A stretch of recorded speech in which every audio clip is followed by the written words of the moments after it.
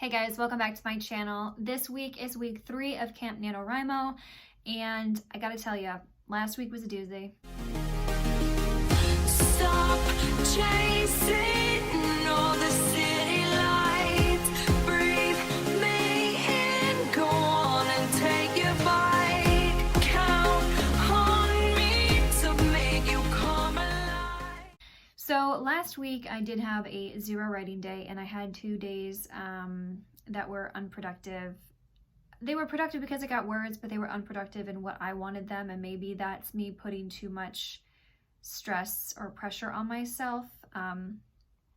However, health has really come into a factor, and it's nothing major, just sleeping and insomnia and things of that nature really wreaking havoc. And thank God I was able to sleep last night, so I look a little bit more alive and awake, and I actually even attempted to cut my own bangs so they're a little bit less in my face. And I didn't do a lot because I was absolutely terrified of taking off too much, but I did take off some. But yeah, I had a 0 writing day, like I said, which is totally fine. You were allowed 0 writing days during camps and during NanoWrimo itself in November. And the thing that really gets me is when you really want to be productive, when your brain is like, yeah, we can be productive, but your body is just not with you.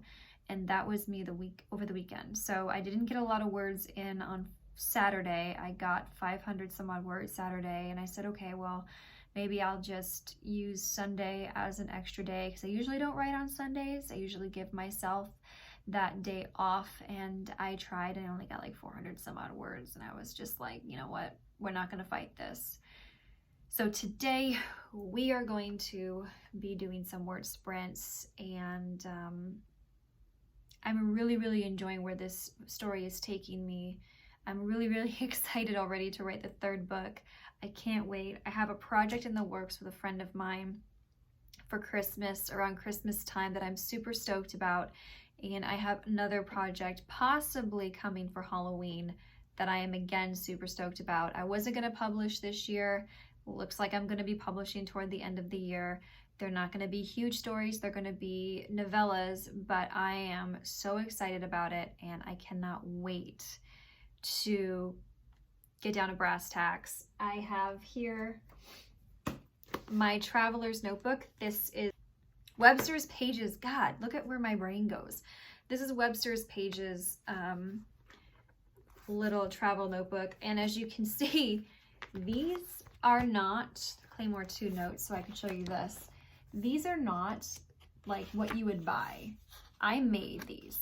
So I made these books. I'll link the video down below that I used, kind of based it off of Sarah Cannon. Again, she's amazing. I go to her for everything and anything. She taught you how to make your own little plot notebook. So yeah, I made them out of construction paper, pretty construction paper, and then I just folded over, you know,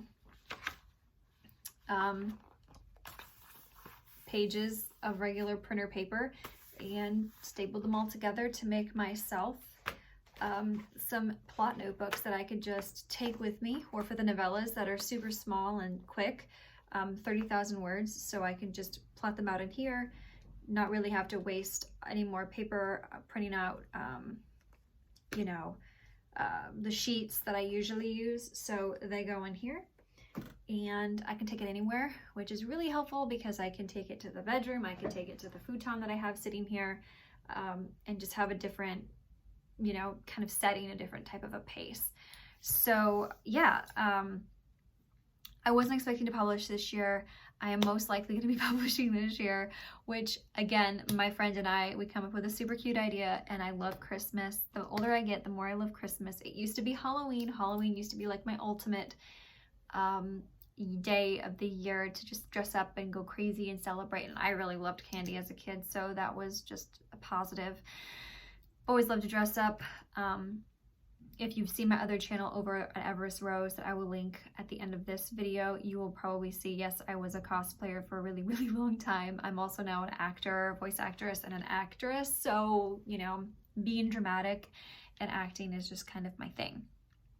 So let's get going on these word sprints. Let's see where we can go this week. And so this week I'm going to be talking you a little bit more through my process. And after this video for week 4, if there's anything you have questions on or want to know more about, just feel free to leave a comment down in the comment section below, and I will do my best to answer them for video or vlog 4. So let's get going with these writing sprints.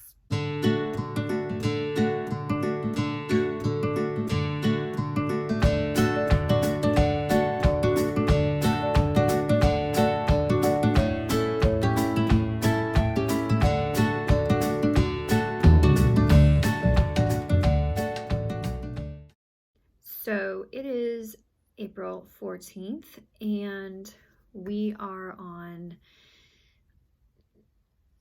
at a pinnacle point in my book where it's the first like intimate scene between the two main characters.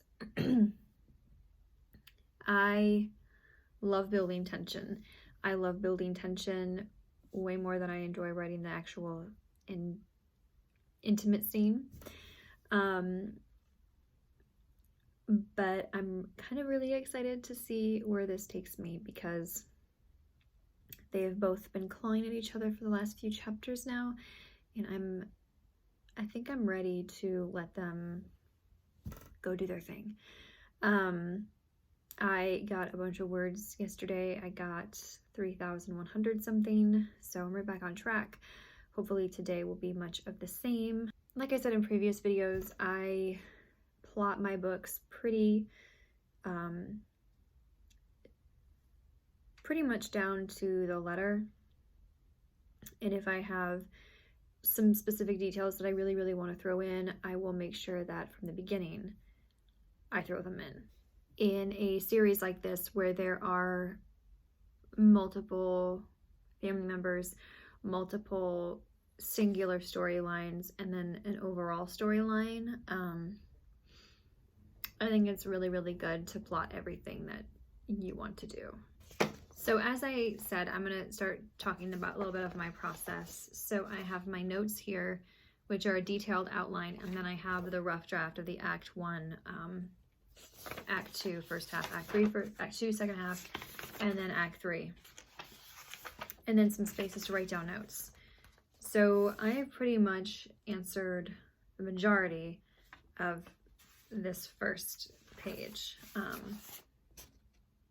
So I just follow it, and there's been a few times where the scenes don't necessarily go in order of how I had them down initially, but the way that they presented themselves and the way that they are now written, they make so much more sense to be put where they are. So I have just left them alone, because I have covered, like, say I have something that should happen in the midpoint of the book that I think would be a good scene for the midpoint of the book. However, if an opportunity presents itself to me to do a little bit earlier or maybe a little bit after the fact, usually it's a bit earlier, I allow it to be a little bit earlier, see how it fits, see how it flows, and majority of the time the instincts are right. The instincts are good. Like, if my brain is saying this is a good fit for here, put this here, I will do it. Other times I have skipped over scenes that don't flow or fit right with what is happening with the characters or between the characters or in the scene at the time, and I will push it to a later date. And almost always the opportunity presents itself for me to put those chapters, those scenes, into those sections where they belong. So if you do an outline and you find sometimes your scenes might popcorn around a little bit, don't feel like you have to be beholden to the outline. The outline and the plotting is just to make sure that you have a map. Like, you have to go from this is how you go from point A to point B to point C to point D. And you can play within the bounds of those lines on your way to each central location. So it's like a guide. It's not necessarily set in stone rules, but it is a guide that you can have for yourself, so that if you go really off with an idea or a tangent scene, you can pull yourself back and cut that scene and be like, no, I really don't need that. Or if you have a really great idea and something brilliant hits you while you're writing because the ideas are just flowing, that's really good too, and let yourself have that moment. Don't keep yourself locked to the outline, but allow the outline to give you the room to play within those boundaries that you have set for yourself. Because every book, no matter if it's paranormal, fantasy, contemporary, anything, you have to have rules in your world, and you can't break your own rules in your world, or else the readers will know, and you just can't do that. It's like the faux pas of writing. You can't break your own rules. So set your rules of the world within the boundaries of your outline, and then play within those rules and those boundaries, and even play on the lines. That is what ups the tension. If you're able to dance on those lines where it kind of can go one way or the other, and your reader can be like, oh no, they can't go over that line, that's building tension and conflict and adding more depth to your book. So I hope that helps, and I'm gonna get into doing some writing sprints.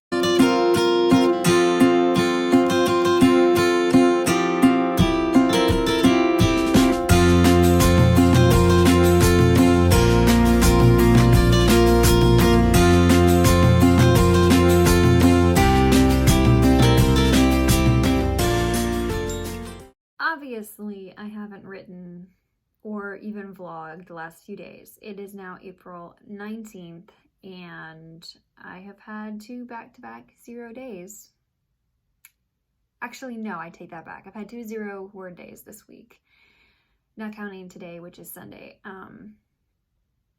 Did not get as many words in this week as I was hoping to.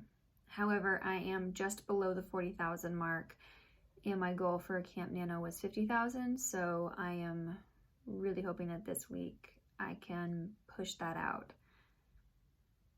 Things happened, things got in the way, didn't really feel that great, wasn't really feeling the writing mindset.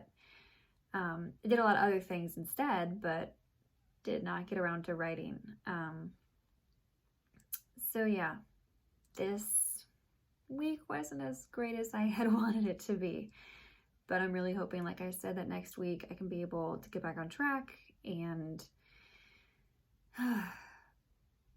really, plow through the last week and a half of Camp Nano. I would love to have more words than my goal by the end of it, and I think I will. I think I'll probably end up with about 60 to 65,000 at the end of it, so that would be amazing. So yeah, this week wasn't as productive as I wanted it in the writing department, but it was productive in other ways. So this is the book that I am currently reading for my book challenge, my quarantine book challenge. I'm on the 4th chapter of this, and it is Life in Rome and Britain. So I'm basically starting the history of England, the UK, that sort of thing, all the way back to the Romans. So it's really interesting. It was published in 1964. So things have happened since then. More, obviously archaeological sites have been brought up, not just the ones that they talk about in here, but it is very informative, and it's very interesting to really get an in-depth look at the Roman occupation of the Isles. So I am hoping to finish this week. It's a pretty quick read. Yeah, there's only 9 chapters, so it was Roman numerals, so I actually had to count. But yeah, so hopefully I'll be done with this by this week, and I'll be able to move on to the next book in the series, which is Life in Norman Britain. So I hope you guys have a great rest of your week. I failed myself this week for Camp Nano, but I hope you guys are doing well and are satisfied with the word counts that you're getting. So from me to you guys, one love.